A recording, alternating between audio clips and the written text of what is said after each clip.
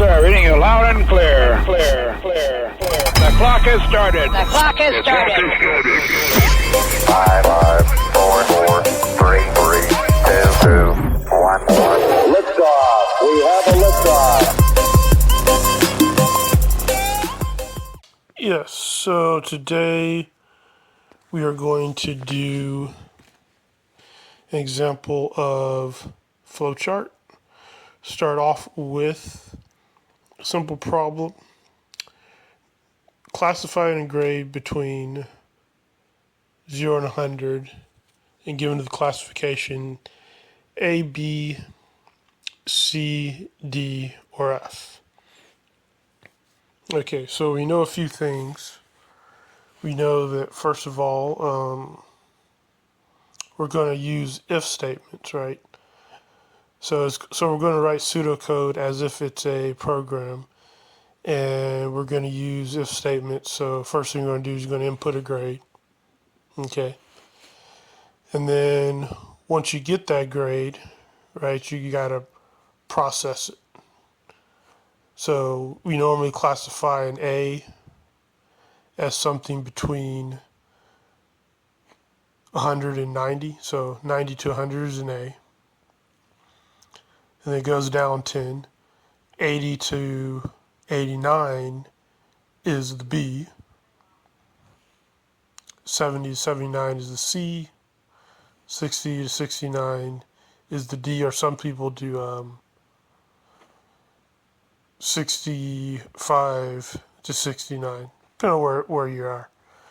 And then the F is pretty much anything below 60. So some people claim an F as below 70. Some people claim an F as below 59 or below. But we're going to use 69 and less as an F. 59 and less as an F. Okay. And so after we put together our if-else statements,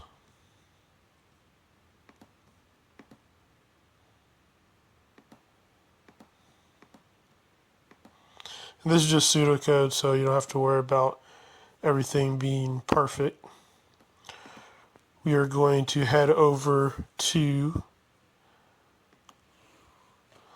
a site that reviews how the symbols of the flowchart.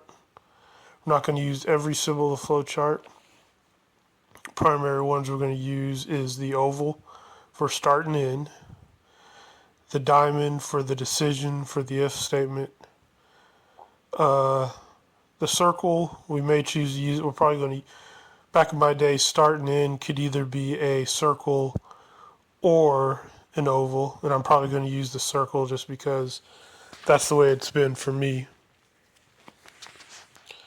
And like I said, we're not going to use all the symbols. Rectangle for process, and then the quadrilateral for decision making. Okay, so those are the four we're going to use. You don't have to memorize them because you can use the reference charts as you're building them. I don't think anybody in an interview is going to make you build it from scratch, but they might ask you for some symbols. Good to know.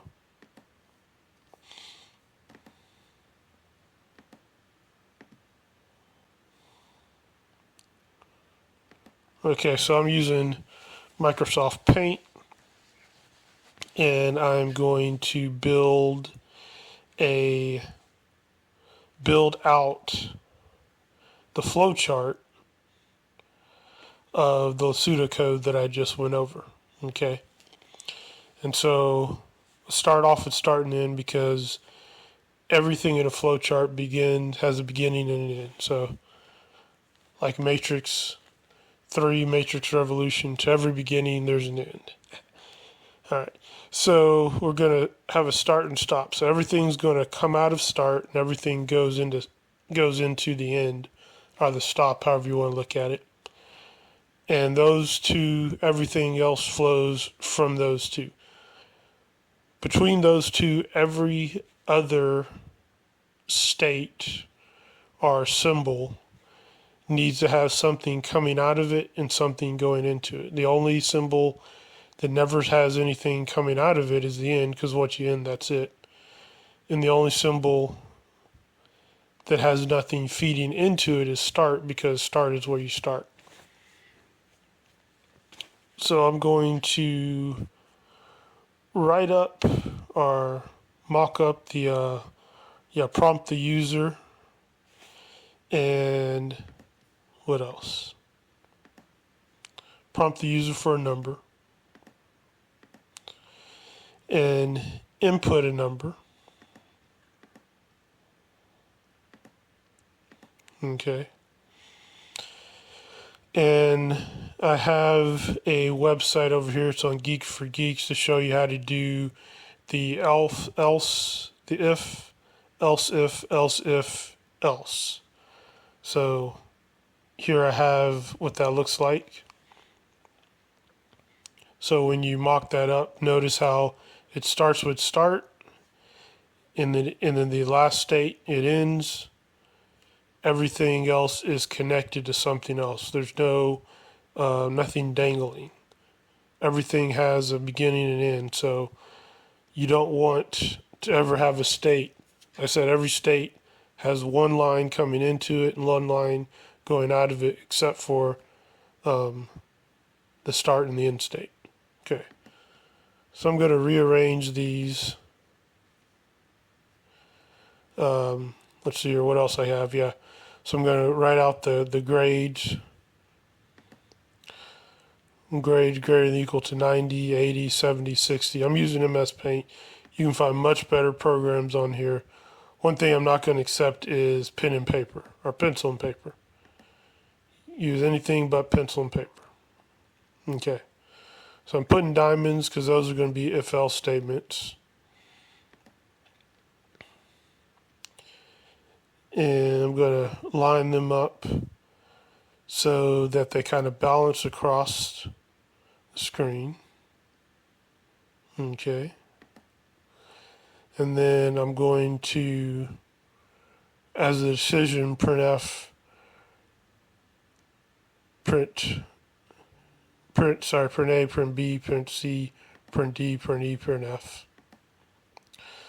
I'm going to draw an arrow for each one so you can see the flow. Okay. And I'm using some of these symbols that come directly out of MS Paint. Some of them you kind of have to craft. And then very end, you're going to see from start to finish how it flows. So it starts with the start. Obviously, you ask the user for some type of number, unless you have it hard-coded. And then it'll read in the number. So assume we use grade as a variable. Reads it in greater than or equal to 90. Okay, yes. If it's yes, it prints out the A, and that's it. If it's no, it checks to see if it's greater than or equal to 80. If it's yes, it prints it out. If it's no, it ends. And so basically same thing for C, D, and F. And then notice everything has to flow. Doesn't matter where you start, everything has to flow to that end state. So you're always going to that end state. You're always starting at start and you end it in. And so that's how you do a simple if, else using a flowchart.